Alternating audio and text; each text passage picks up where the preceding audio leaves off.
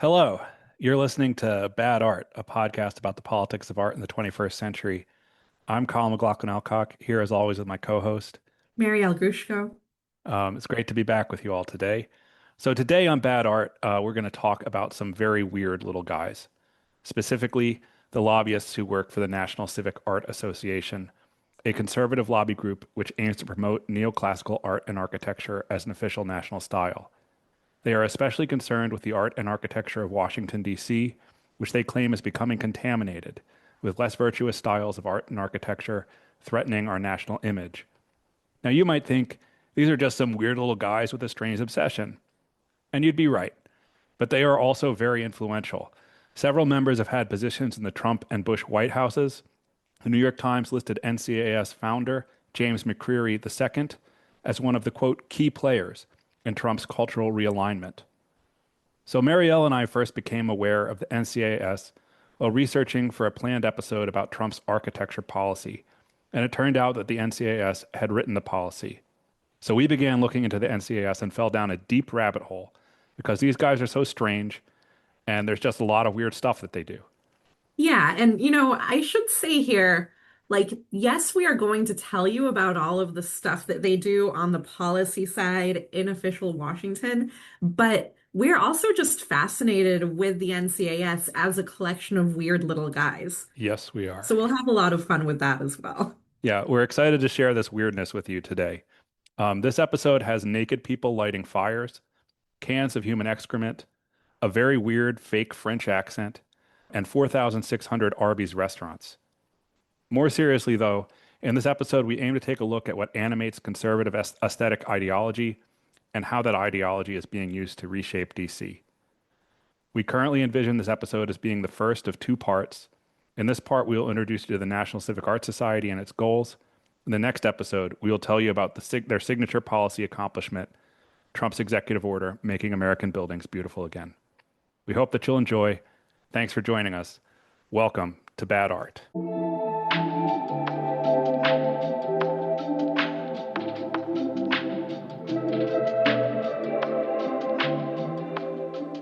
Colin, where does the NCAS come from? Good question. They're a weird conservative lobby group founded in 2002, and they seem to be well connected to Republican billionaire funders and institutions.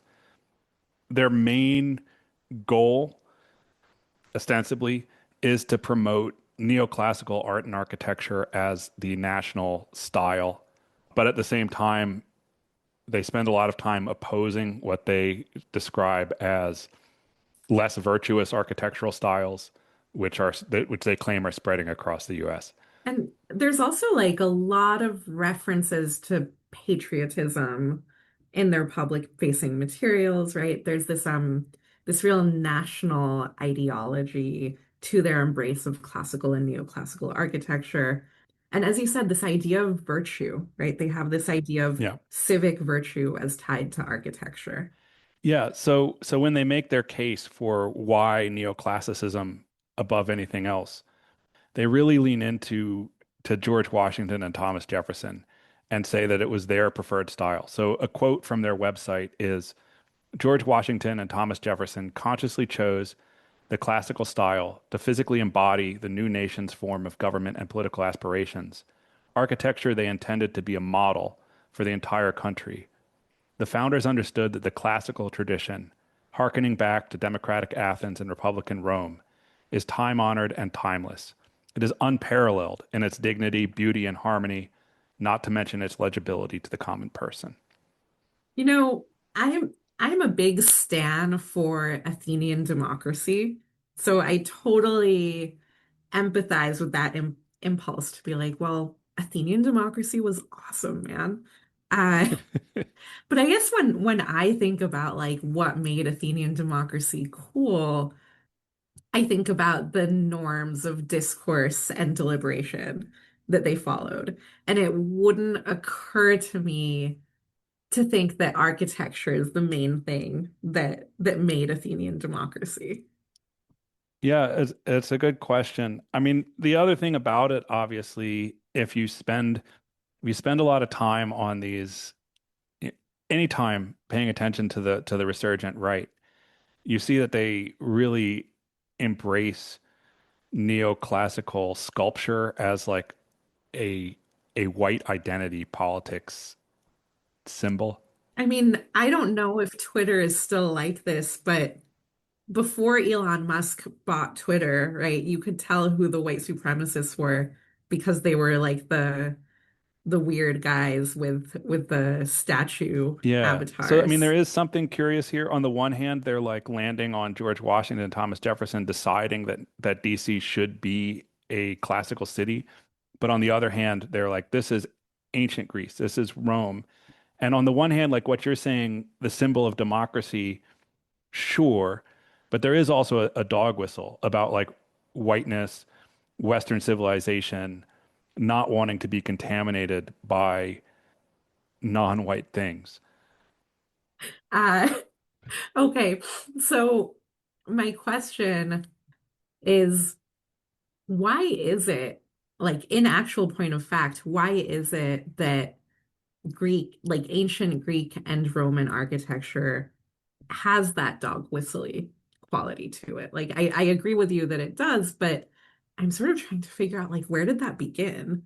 Why is it like that? Yeah, there's like a strange actually idea that there's a continuous European heritage of democratic ideals and a certain idea of civilization that runs through Greece and Rome to Europe. That's not historically accurate, right? Like Greece and Rome were Mediterranean empires, not European empires. And when Europe rose at the end of the Middle Ages, it wasn't a connection with Rome or Greece that led that to happen. And in fact, like Roman and Greek ideas only came into Europe through translators from North Africa, right? So that, but in the white nationalist imagination, this is our direct heritage, and there's a continuous unbroken chain of civilizational accomplishment from Greece to Rome to the contemporary United States that that chain highlights Western superiority over all other cultures. So that's the myth that they're telling. And you already pointed out that that myth falls apart when we look at the link between European civilizations and Yeah, ancient Rome and Athens, where it was actually North Africa that preserved these ancient texts. We only have Aristotle because it was translated from Arabic to European languages. But, you know, that story also falls apart because Athens and Rome were multi-ethnic, right, multiracial democracies, right? None of these paragons of Western civilization were ever racially pure. right. So, yeah, so the white nationalism like myth is wrong in both of those ways. But there's also the national myth, right? The idea of patriotism and the virtues that neoclassical architecture should, art and architecture should inspire. So they tell a story about that too. And this story they spell out a lot more because they have this video that they've produced called Washington, the Classical City, which explains the history of Washington, D.C.'s architecture and the way that they think that should be told. And they tell this story where, first things first, Washington and Jefferson imagine a neoclassical city as embracing the virtues of the nation. And then what's his name? The French guy, Lafont. Then the French architect Lafont is contracted to build this city. According to the video, the plan is not actually realized. I think this is kind of interesting. Like Washington, D.C. languishes for a while, and then in 1890, someone rediscovers the original plan and says, "Oh, this is a beautiful plan. We should make Washington, D.C. like this." And a second thing happens, which is that the 1890s World's Fair happens and inspires a renewed interest in neoclassical architecture because the World's Fair itself is all neoclassical. So let me show you this part of their video. What Brown saw on the mall at the close of the 19th century included a gas plant, a lumber yard, a tangle of electrical lines, and even a couple of railway stations. And in contrast, say, to the many architectural delights in the vicinity of the Louvre in Paris, L'Enfance Mall was abutted by flophouses, saloons, and assorted squalor. Around the time he uncovered the L'Enfant plan, Brown traveled to Chicago for the World's Columbian Exposition. As the guest of Daniel Burnham, Chicago architect and chief of construction for the fair, Brown toured the vast assemblage of monumental classical buildings. With its landscaped greens and blue lagoons, the 1893 exposition exceeded all expectations, attracting over 27 million visitors, the equivalent of about half the nation's population at the time. The fair's cultural impact was likewise immense. It ushered in the City Beautiful movement and changed the face of urban America, starting with the city of Washington. Dude's voice is so hilarious too. Like they looked for this guy who I was watching this on my own, and my partner Jamie came in and was like, "Why do I feel like I'm watching a Disney cartoon that's about to get really racist?" You know, um, it has that feel. It has the feel of like a truck commercial. You know, like there's something really insecure about the macho posturing of the framing of this. At the same time, we'll put the link to the video in our show notes, but I was really fascinated by the 19th century photographs of DC from prior to the realization of L'Enfant's plan because, when I was a little kid, for a few years, my family lived in rural West Virginia, like middle of nowhere, but within weekend driving distance to DC. So I went there a lot as a little kid to visit DC. And the version of DC that I know is L'Enfant's version in large part, right? And it was shocking to me to see these photos of old DC looking like any other industrial mid-Atlantic city. Right? It's fascinating to think about how successful that plan to rebuild DC in the neoclassical image actually was, where I can't imagine it any other way. And I had no idea that DC once used to look like that. Yeah, I have a similar reaction. And the other thing that I wanted to highlight here, or two things. One is that 1890, right? We did an episode on Confederate statues. This is also when Confederate statues begin to be built.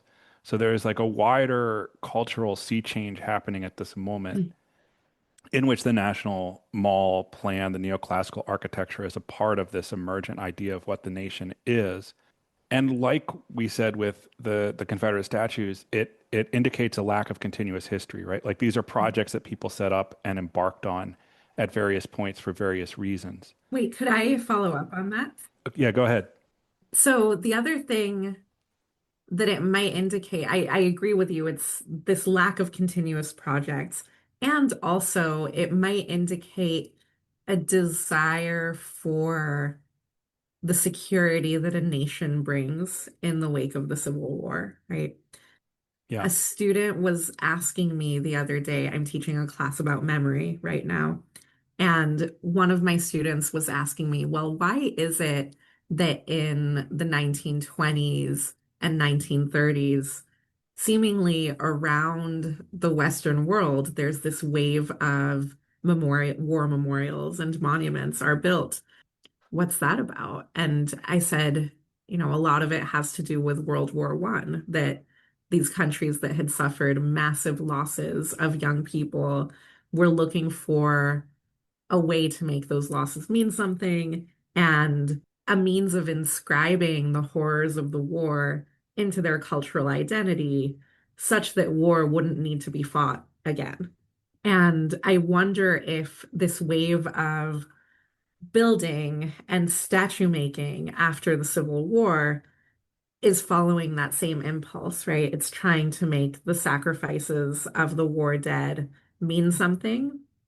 And it's also trying to firmly entrench the nation in the visual realm, in the architectural realm, so that it cannot be destroyed. I think it is significant. The 1890 year is significant because so much of Washington, D.C. burned in the Civil War.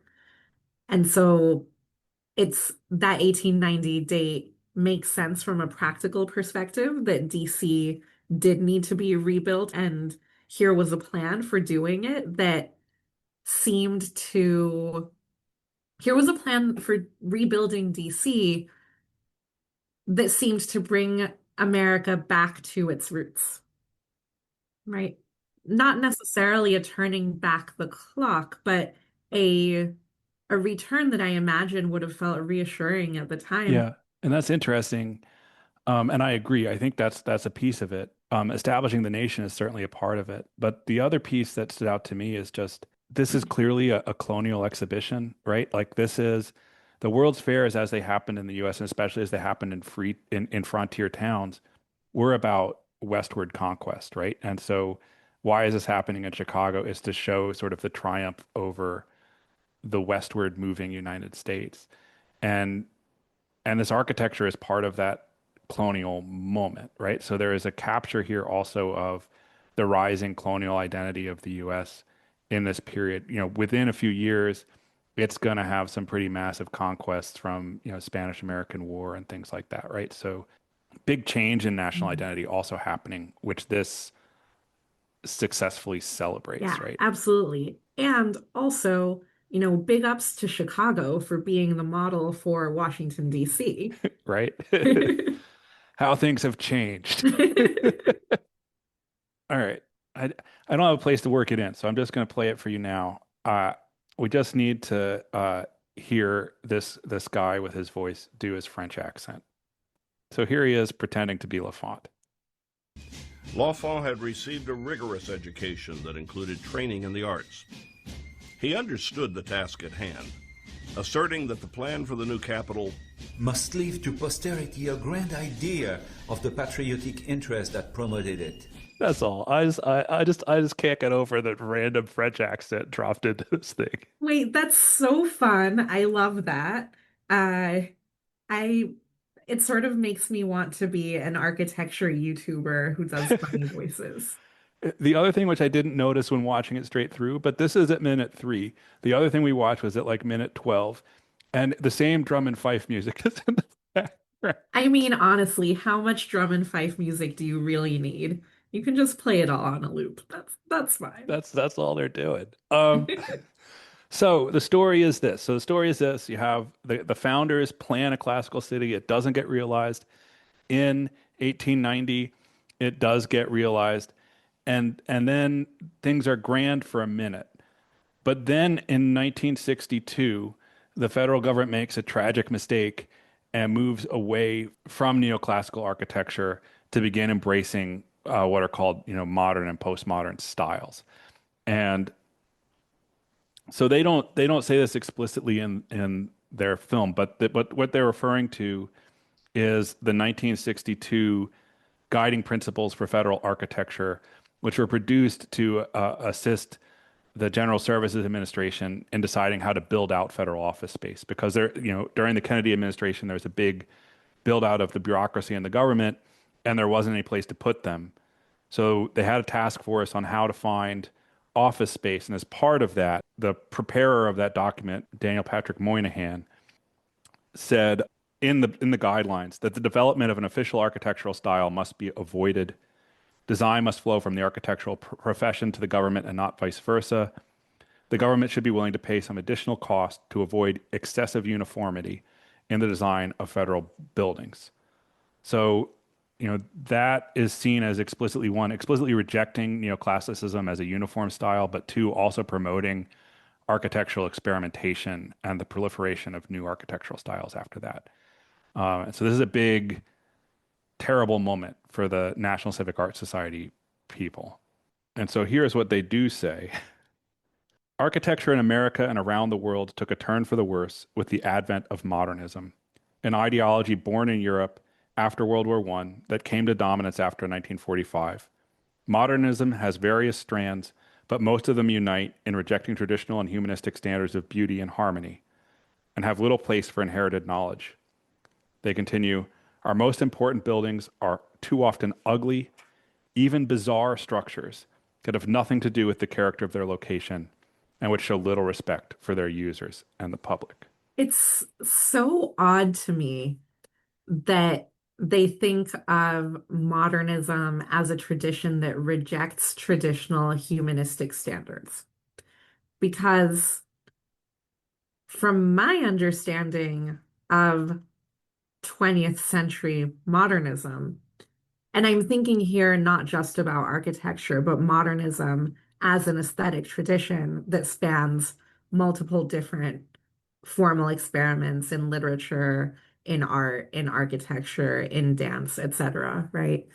What I learned in my pro seminar in European modernism that I took in college is that modernism emerges as a response to the atrocities of the Second World War. It's deeply rooted in the humanistic experiments of the post-war part of the 20th century. Yeah, they have a very bizarre understanding of this. Like it's their own art history that they are telling, right? And like rejecting humanistic standards of beauty and harmony. So it is that they are often disharmonious, right? Like modernist experiments explore the limits, of form because things are feeling broken, right? So they are responding to the brokenness of the world after those two massive wars. Right. And and that response to the brokenness is precisely what characterizes the humanism of the post-war Right. European world. What makes this a movement for the human is that it insists on the value of human life over and above aesthetic purity, right? Yeah. That's the whole game name of the game right there.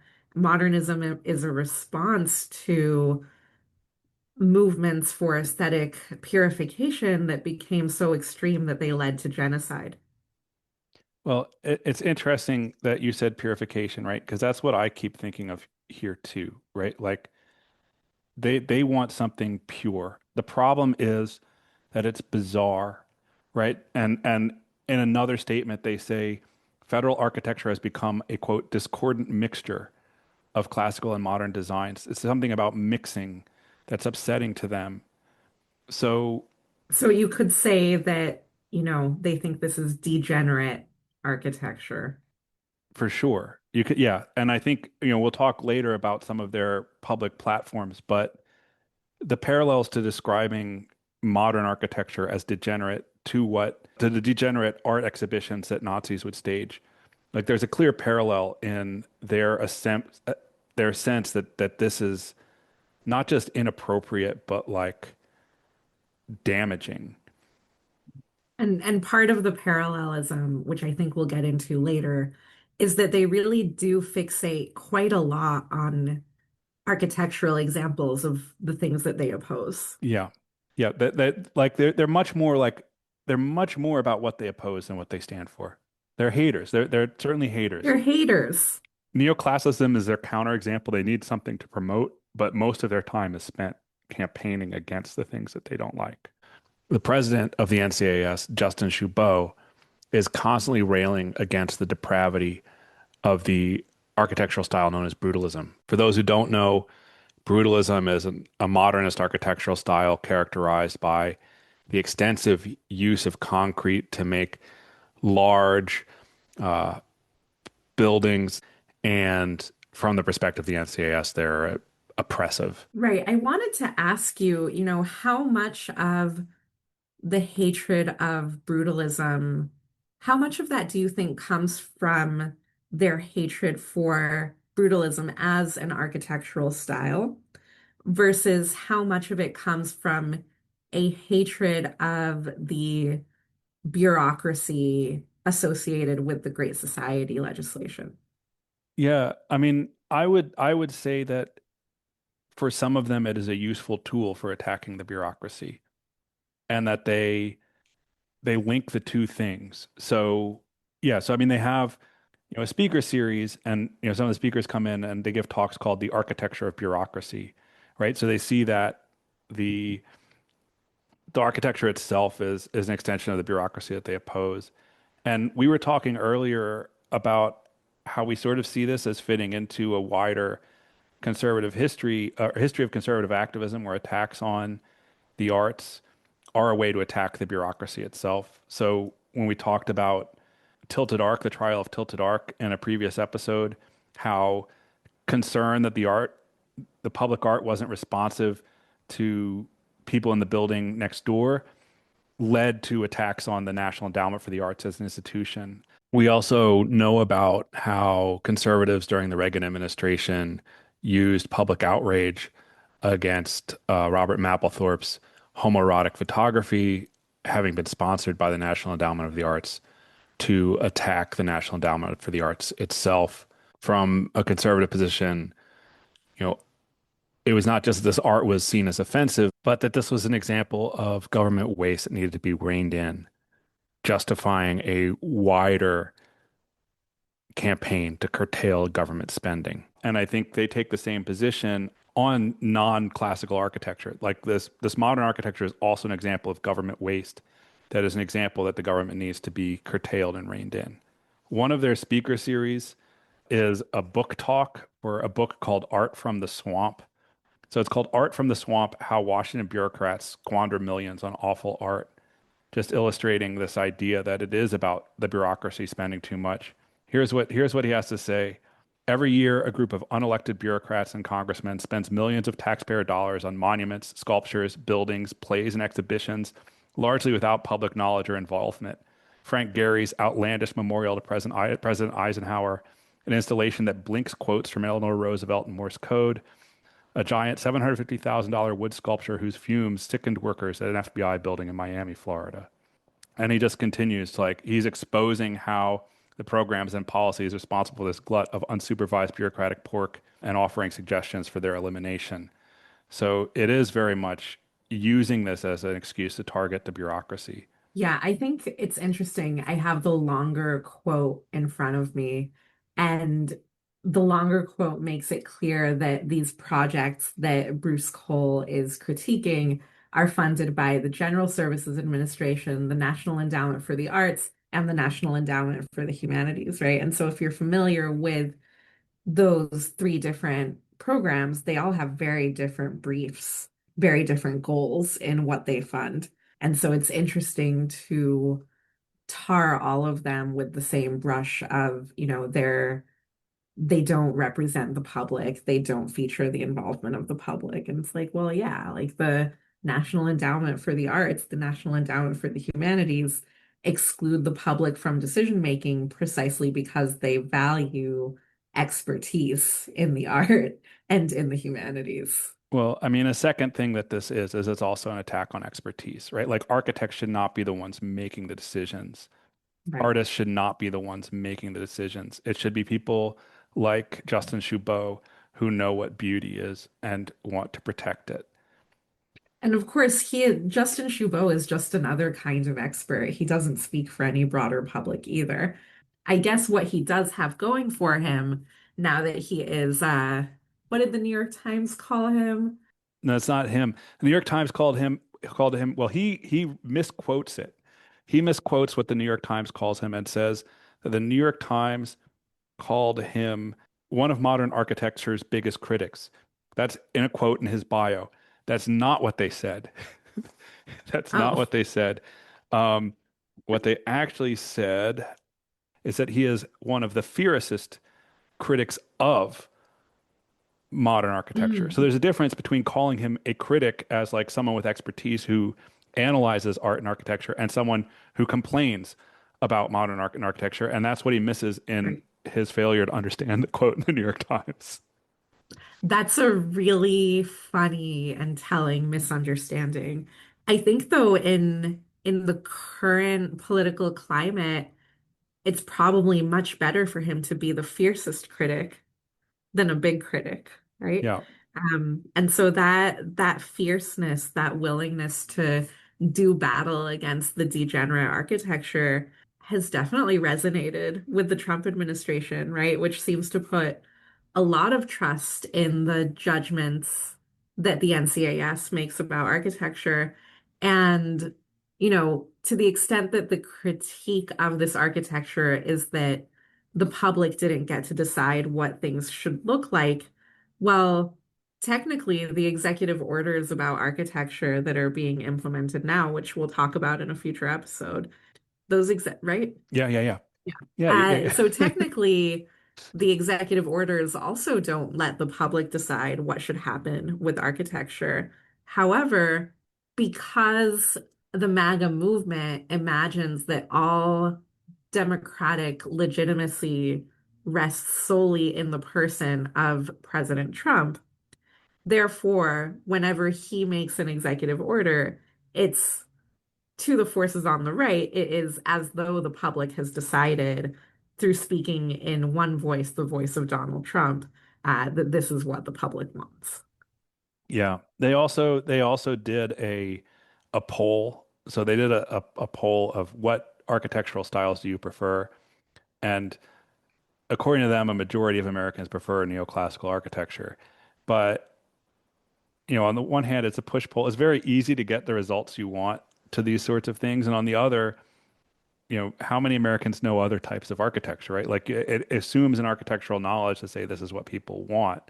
But when presented with actual choices, people might choose something different. So, And also, I don't think that saying I prefer X architectural style is equivalent to saying I only want there to be X architectural style and I want a campaign of aesthetic purification against all other architectural styles right, that currently exist. right.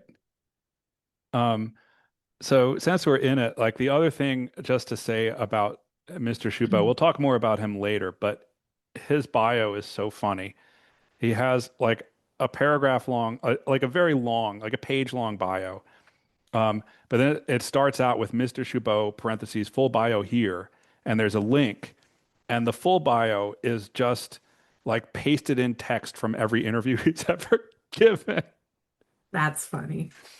Um, and they're not all positive, right? Like the reports on him are not all like, this is a great guy. But one of the things that is in that extended bio is the reporter says Chabot is neither an architect nor a designer, and he sees that as his strength. Quote, I was never brainwashed in architecture school, as he puts it. So, I mean, there's a very clear like anti-elitism, Mhm. anti-architecture sentiment in motivating him. And clearly that appeals to the Trump administration, right? Absolutely. It also jumps out to me that he sees buildings not the way that an architect would as someone who is tasked with creating a design that meets a certain function. Right. He sees buildings as any of us would, right? As an aesthetic object in our field of vision. So I think that's a really interesting counter to the architectural point of view. Yeah. So the only other note I have in here, so we did have a list of like what they oppose, like brutalism, what they call deconstructivism, which is not a real word or not one that's in use anymore, but I think which for Republicans points to like some of they're really hating on Foucault these days, even though they don't know what he says. And there's this idea that, this is postmodern and Marxism or something. And they describe deconstructivism as a style of architecture that subverts traditional values through fragmentation, disorder, discontinuity, distortion, skewed geometry, and the appearance of instability. And I just noticed again, like the complaint that there's no order. And so the very fascist desire to impose order on the architectural field, right? This is all about imposing order, imposing purity. I think it's important to keep that in view. Yeah.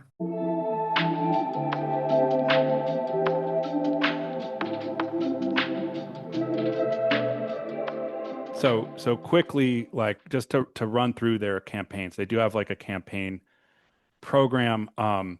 One is really arguing about the statuary in DC. So they have an obsession with the Eisenhower Memorial, which was designed by Frank Gehry, which they feel is hideous. And they've, you know, published a bunch of op-eds, given Senate testimony, forced some of the design to be changed. They also really hate the FDR Memorial, unsurprisingly. So I can picture the FDR Memorial. I really like the FDR Memorial, so not surprising that I would disagree with them on the aesthetic value of that memorial. But I kind of love their obsession with with the Eisenhower Memorial because I don't even know what that looks like. Like it occupies no space in my visual imagination, Oh, they and hate yet it they so hate it much. It's so so much much. of what they talk about. And in that Art from the Swamp book, they have this like crazy, crazy quote about they talk about all the other memorials in DC. Each of these memorializes a president who was without a doubt transformational in the country's history. Washington, the first president; Jefferson, the author of Declaration of Independence; Lincoln, the great emancipator; Grant, the general who reunited the country; Garfield, the first president to be assassinated; and Roosevelt, our longest serving president. The case for Eisenhower is not as strong. Wow. So they also just don't like him. Like I don't know why, but like That's so funny. Yeah, they're just like Eisenhower, he doesn't deserve a memorial. for real, for real. And then they're like, and Frank Gehry, he's like a postmodern architect, and he made it really ugly. If we had the time, I would also play you the clip of them comparing the Lincoln Memorial to the FDR Memorial. But they're like, Lincoln towers above us, His Majesty displayed. FDR is on the ground, like at face level, like an ordinary peasant. Like this is not how presidents should be displayed. So there's like a big aesthetic like idea there. Sculpture as daddy. Sculpture as daddy.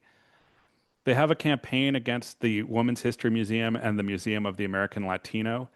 They claim not to be opposed to these museums per se, but just that they shouldn't be placed on the National Mall because that's not where they go.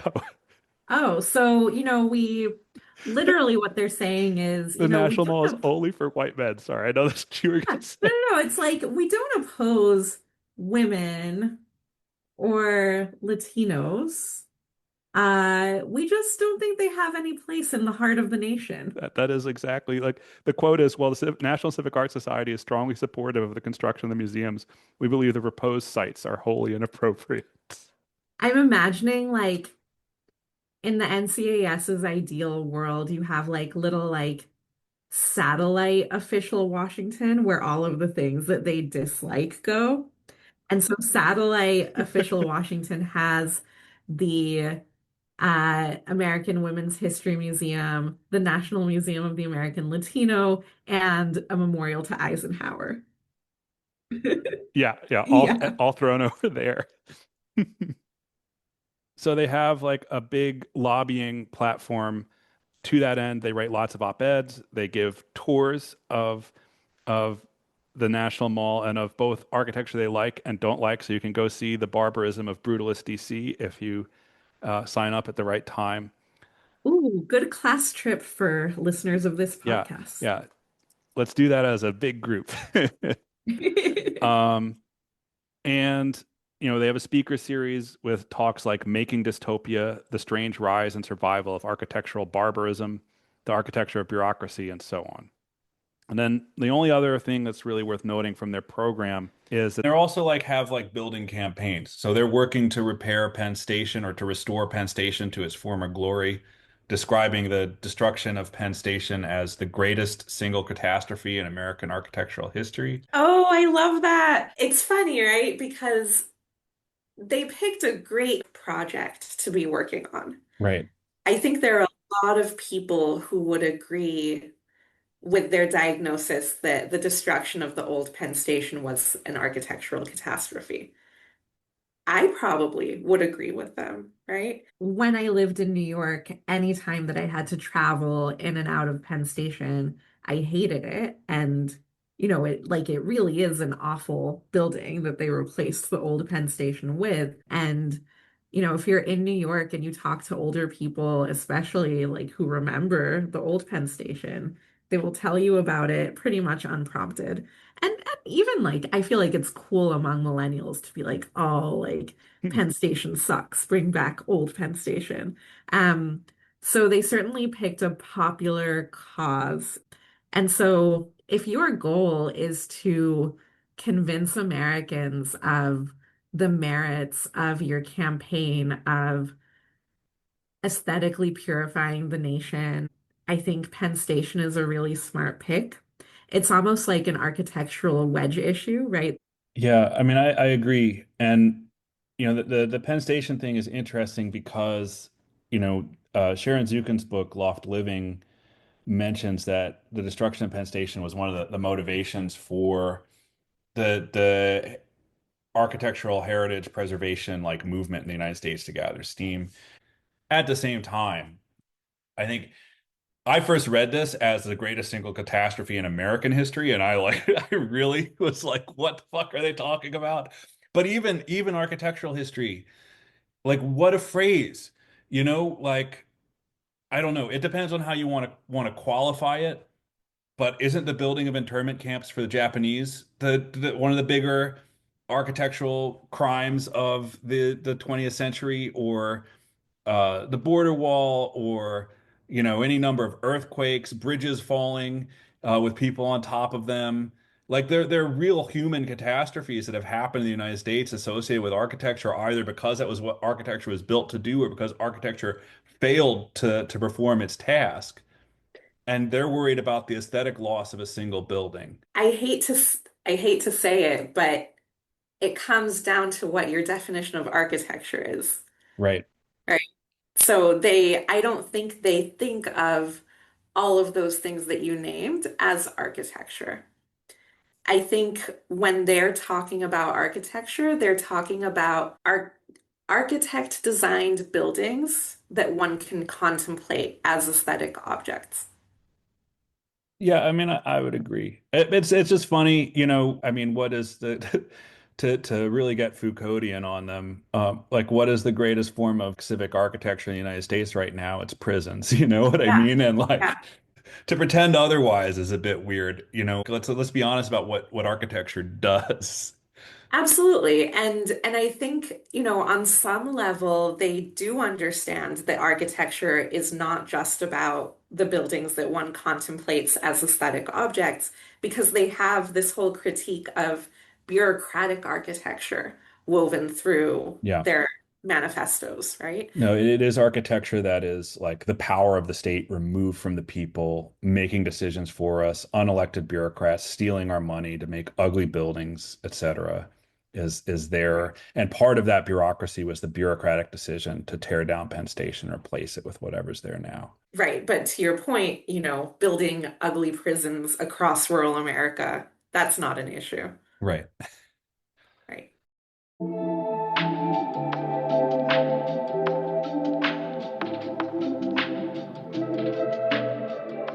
So the other thing that we wanted to do in this episode, and I think the most fun thing, is to look at who are the actual members of the NCAS.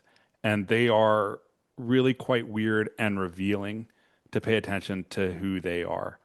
So the first person we, I guess, have to mention is Justin Choubeau, the president. We already talked about him a little bit, but he does have a kind of funny bio. Mr. Choubeau received a BA from Columbia University, a JD from Yale Law School, and completed 4 years of the University of Michigan's PhD program in philosophy. And I just think that's a clever way to put PhD in your bio without having one.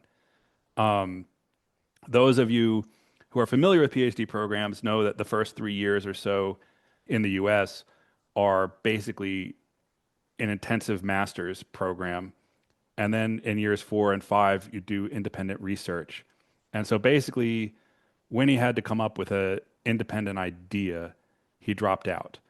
Um, and then still wants to claim that he did the PhD training, which I don't care if you're not a PhD, you can have ideas of your own, but he wants that credit.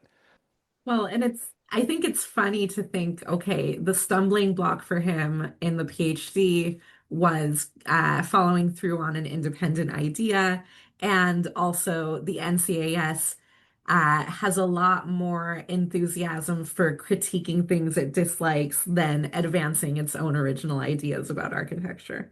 Absolutely. The other thing that has to be said about him is that he quite clearly dresses himself in a way that he thinks smart people dress.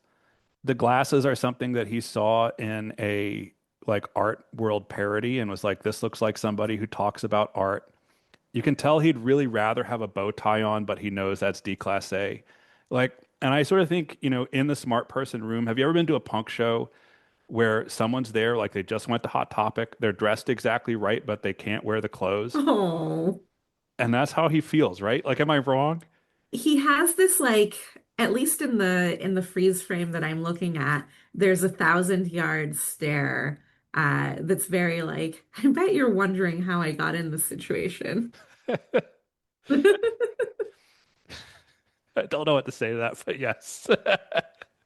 How'd I get in this sticky situation? Well, it began with the Oh. Moynihan guidelines on architecture in 1962. Suddenly, classical architecture was no longer the norm.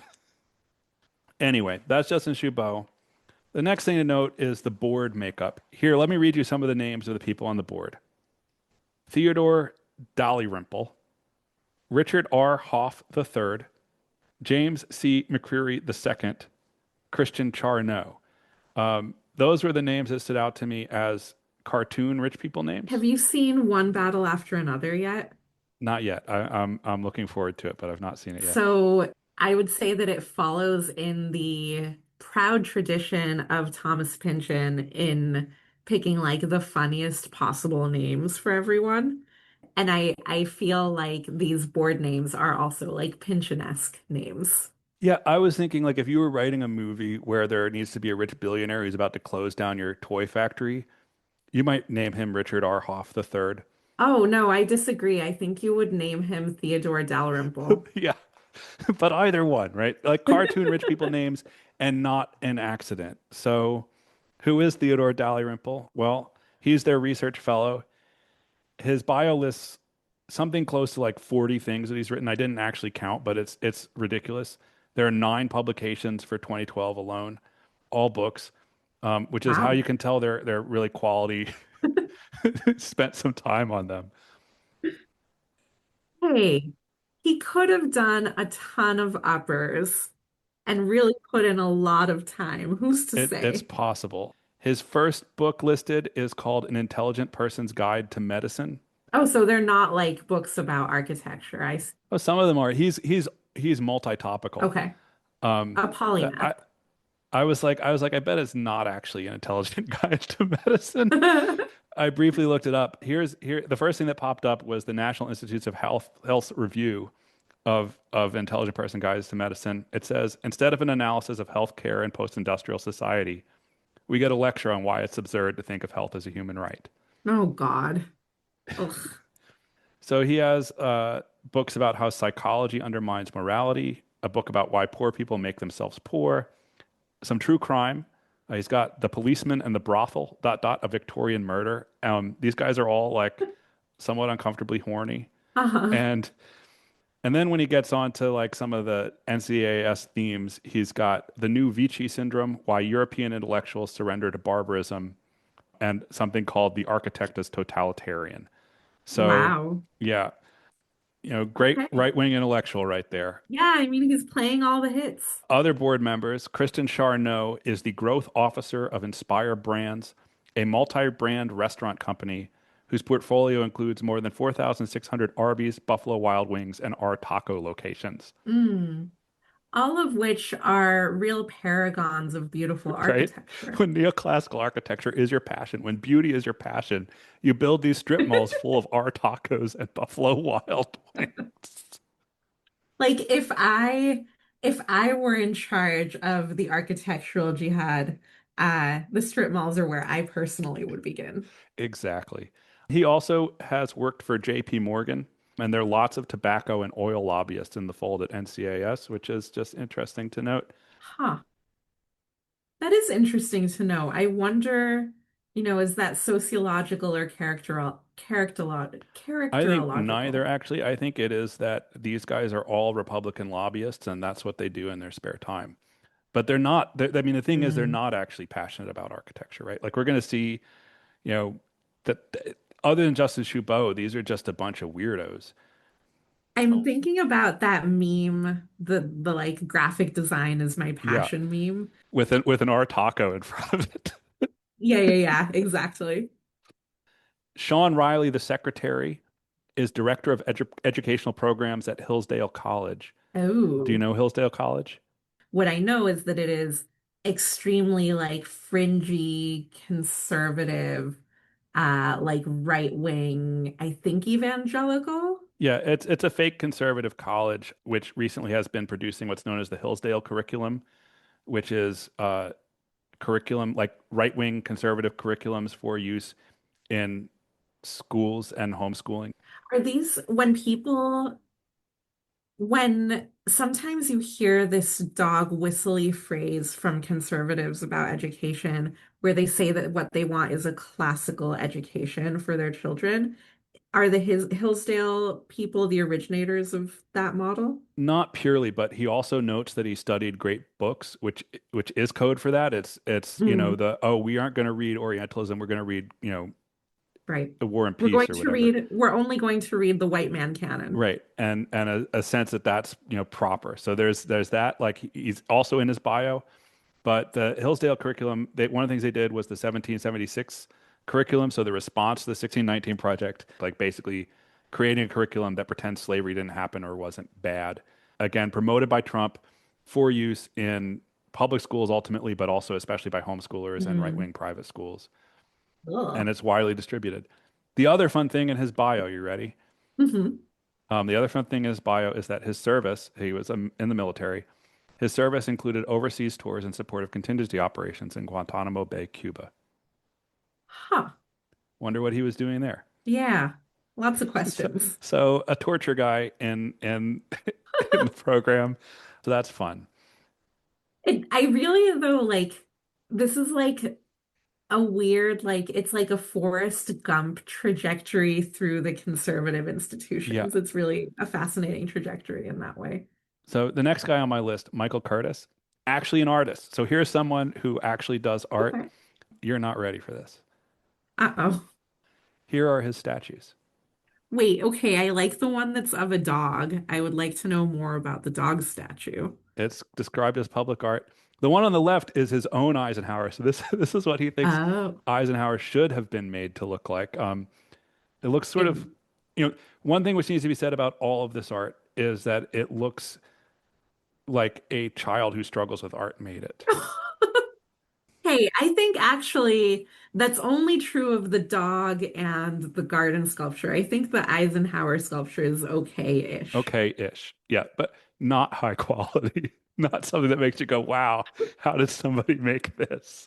Not The really. Eisenhower is standing with his hands on his hips, shirt folded over, like looking sort of like a cape flowing in the wind. It's kind of Stalin-esque actually, except a little bit too cartoonish. Like it's I think not it's it's not right. masculine enough, right? Like, but like, yeah, To me, it's very it's like a Marvel yeah. version of a sculpture.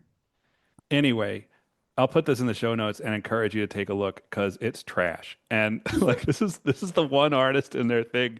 And obviously he's jealous he can't get these like big commissions, but Yeah. it's because he's an amateur. Yeah, I mean, especially I'm looking at the statue on the right-hand side of my screen, which is a garden feature of a suppliant herm. I don't know what a herm is. That makes me very I uncultured. have no idea. But Yeah. but in any case, and maybe this is because it's a herm and I don't know what that is, but this looks like the statue is melting. Yeah. But not like he did that on purpose. No. Okay. That's their artist. The next member of the board, Brian H. Hook, is vice chairman of Cerberus Global Investments. And I was just reading that. I was like, you know that you are Mhm. not evil when you name your investment firm over the three-headed dog that guards hell. And I think that's like a pretty large investment firm. Yeah. Yeah. Yeah. He also served as Trump's U.S. special representative to Iran. Oh, so that's also like, I mean, the one guy we think was like a torturer or Yeah. interrogator. This guy was just a spy, Well, maybe. no, he was shaping the plans to invade Iran and like the Islamophobe Oh, policy. He okay. also was part of the team that negotiated the Abraham Accords, so Hmm. bribing Gulf countries with weapons and spy software so they could suppress their own populations in exchange for not challenging Israel's campaigns in Gaza. So wonderful guy, lovely. Right. And so that brings us to our last board member. He's not actually a board member because he has passed, but Roger Scruton, who is the intellectual leading light of the NCAS. They have a Roger Scruton Memorial Speaker Series and award, and he was a philosopher who kind of wrote the philosophy of that the NCAS abides by his ideas of beauty. Some other things that he did. He claims that he was expelled from high school for staging a play where he and a naked female classmate lit the stage on fire. Well, that really speaks to his commitment to beauty right Yeah. there.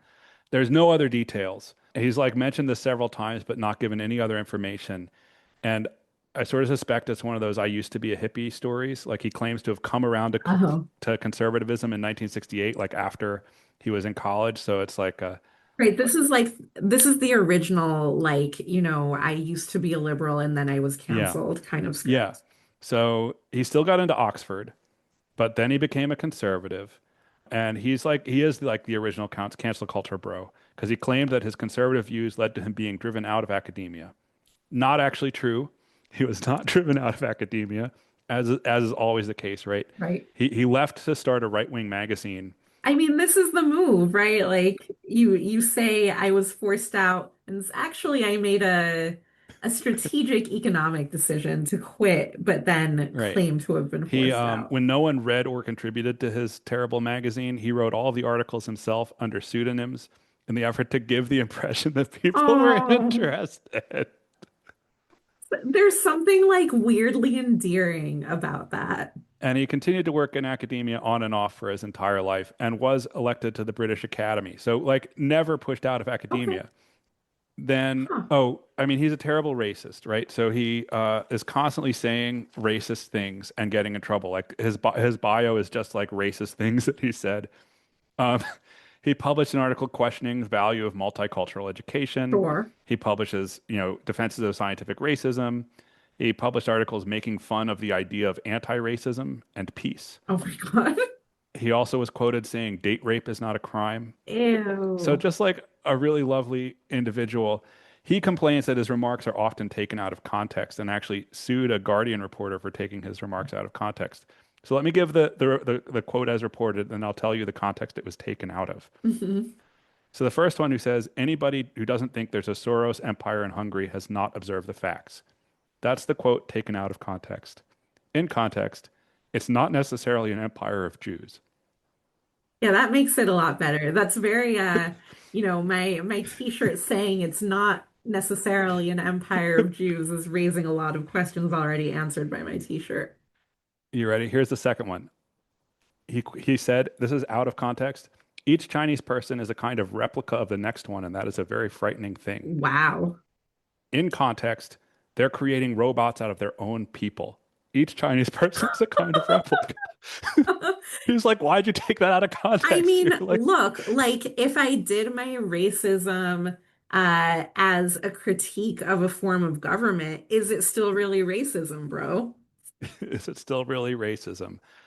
The other thing, he like had a regular column in various British newspapers, and he published lots of things about why smoking is great and why the National Institute for Health should not enforce smoking bans and why the WHO's anti-smoking campaigns were misguided or illegal. The whole time he's receiving money from Philip Morris that he doesn't disclose. And then he dies of lung cancer, which, for most people would be Oh, sad, but it is kind of karmic, right? Like, you know, yeah, when he was living in the US in a house supplied by the American Enterprise Institute, he would fly back to Britain in order to go fox hunting on the weekends. that's great. Love that. And when he finally moved to the US full time, he bought a plantation house because, of course, he just wanted to be surrounded by the most racist thing possible. Now, okay, my question is, do you think that he was trolling the left, or did he genuinely enjoy It these? feels like he generally genuinely enjoyed this. Mm, He's sort of a little bit pre the big Trump troll like energy. okay. And he's also one of his specialties is the philosophy of sex because all of these guys are really creepy. Yeah. So our like last thing that I want to hit, and we will not watch this whole thing, but I just need to share a little bit of his BBC 4 documentary, Why Beauty Matters. So this is his philosophy of beauty, and we'll watch it together, and then you can share what you saw and what you think. So we're just going to watch the intro. At any time between 1750 and 1930, if you had asked educated people to describe the aim of poetry, art, or music, they would have replied, beauty.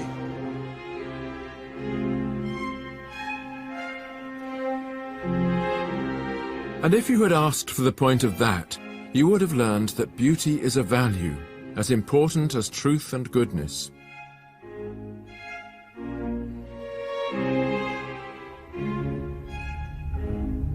Then, in the 20th century, beauty stopped being important.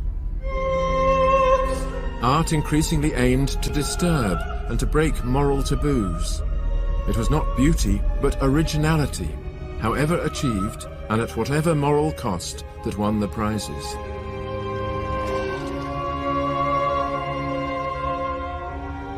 Not only has art made a cult of ugliness, architecture too has become soulless and sterile.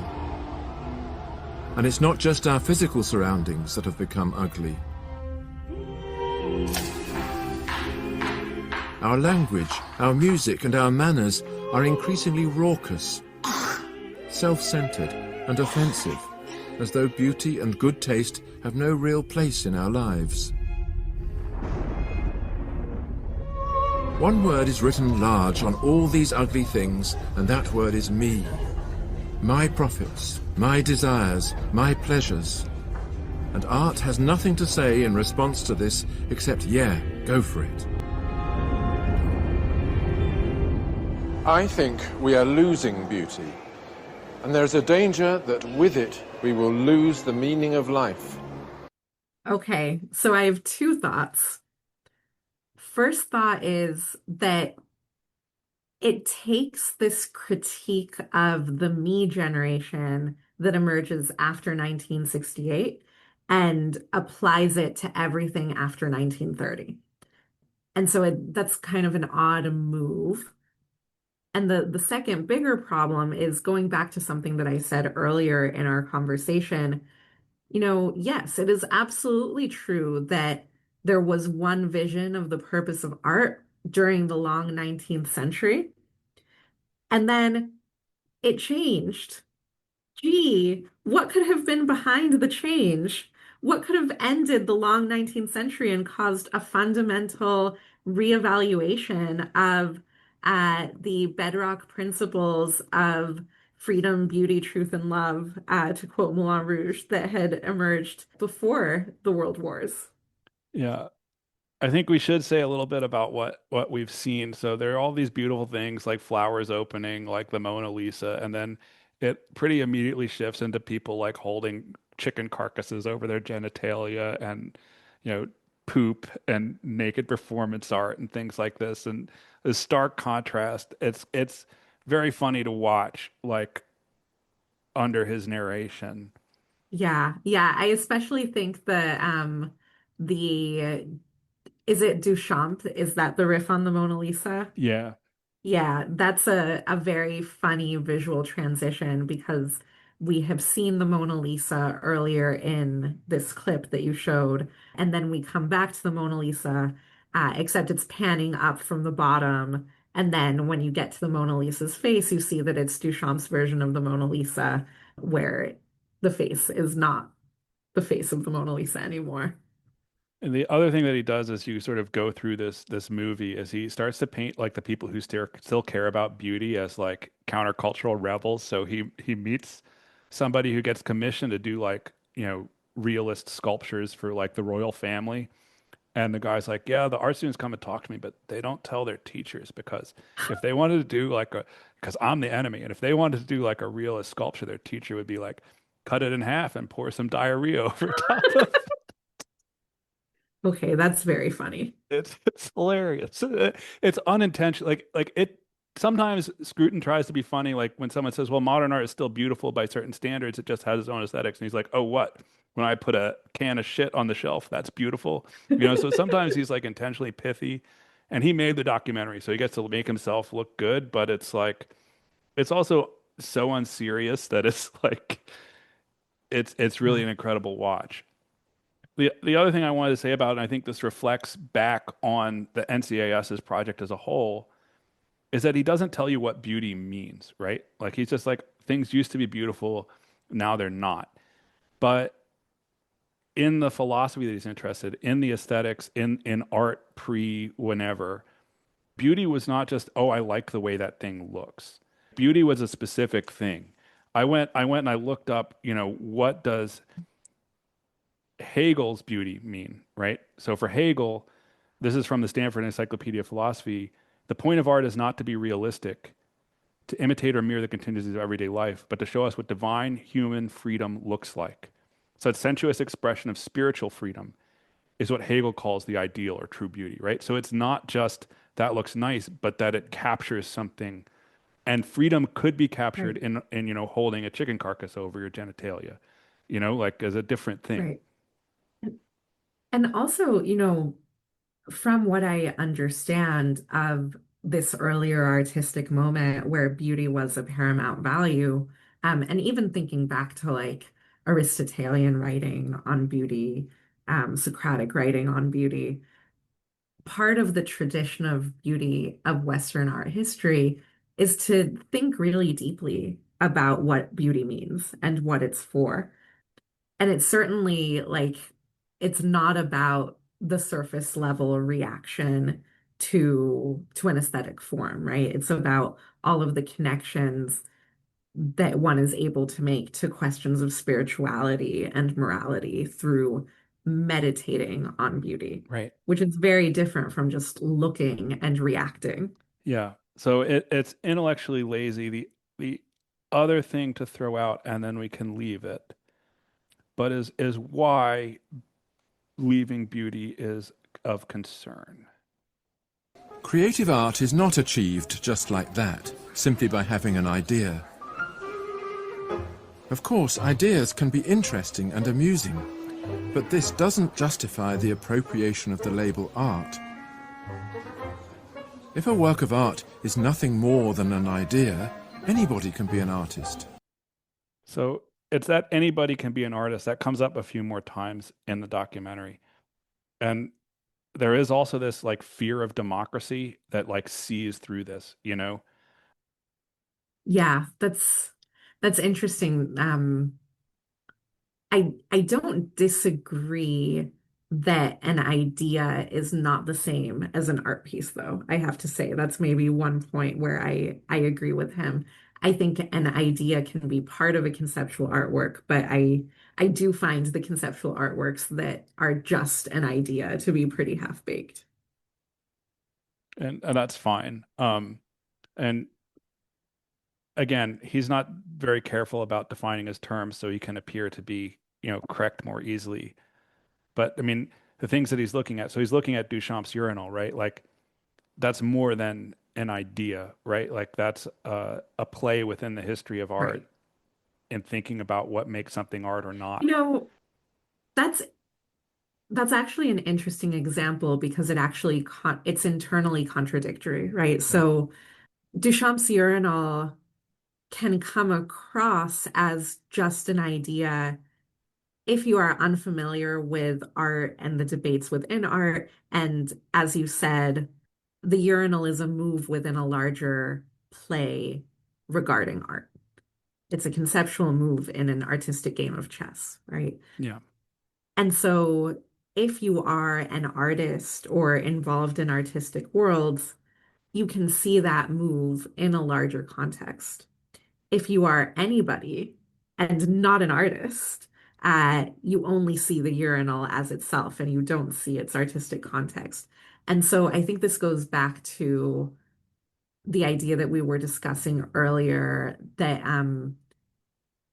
the NCAS and Scruton, its intellectual forefather, seem to relate to art and architecture just from the point of view of looking, right? So they want it to be that what you see is what you get. Right. But actually, an artistic point of view does involve looking beneath the surface, being able to make connections to other artistic works, to other moments in art history. And it used to be the case that, you know, we were talking earlier about the idea of a classical education derogatory, but a classical education in sort of in a more historical view was an education in the history of art, for instance, in the history of architecture and aesthetics, so that someone who was well educated, when they saw a particular building or when they saw a particular artistic work, they would never see just that work and its their surface impression of it. They would see all of its artistic legacies. And that's what it meant to be a well-educated person Right. and to have a cultivated way of looking. Um, and so, yeah, the NCAS and Scruton, on the surface, they seem to be pro a visual and aesthetic democracy, but they're actually sort of content to let us all be yokels. They insist that there's nothing beyond what the eye can see. And I find that deeply insulting to the whole of the humanistic tradition. Yeah, I agree. Yeah, and like I think within that humanistic tradition, later in the movie, he begins really campaigning against this idea that of like conceptual art that you have to know what something means to appreciate it. He feels that's really offensive.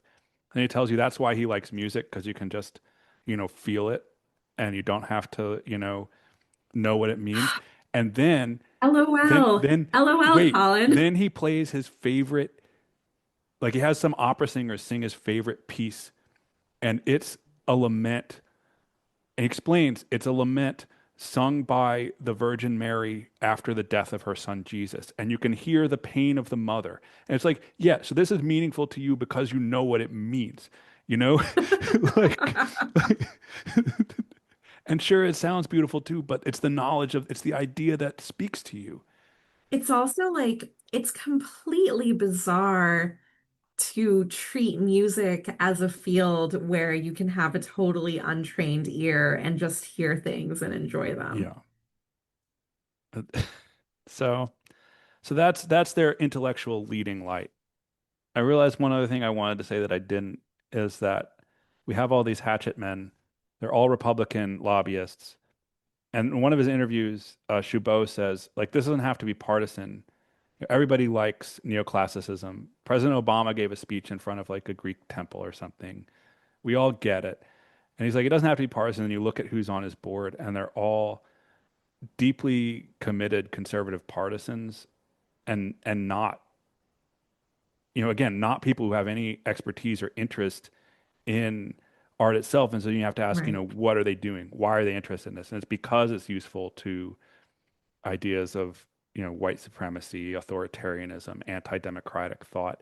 They find this art as that this program as a means to advance their political goals, not just something that they believe in. And like, I mean, if they do believe in it, then the thought is very sloppy, right? Like that's what Scruton shows is that they're not very good thinkers. They're just good advocates. Yeah. I don't I don't like it. Me I'm either. not a fan. So that's probably enough information on the NCAS. I hope you find them as strange as we do. We're going to be back next time with a continuation looking at their executive order, Trump's executive order to make American buildings beautiful again, which is the culmination of their advocacy work. And we will see how the implementation of this executive order advances these authoritarian and racist projects. So that's what we'll be doing with you next time. Thanks for hanging with us. I encourage you to go look at some of these artworks and videos that they've made because they are unintentionally hilarious and fun to think with. So with that in mind, thanks for listening, everybody. I'm Colin McLaughlin-Alcock. I'm Marielle Grushko. Thanks for hanging with us today. Yeah, and you've been listening to Bad Art, a podcast about the politics of art in the 21st century. Bye, everybody.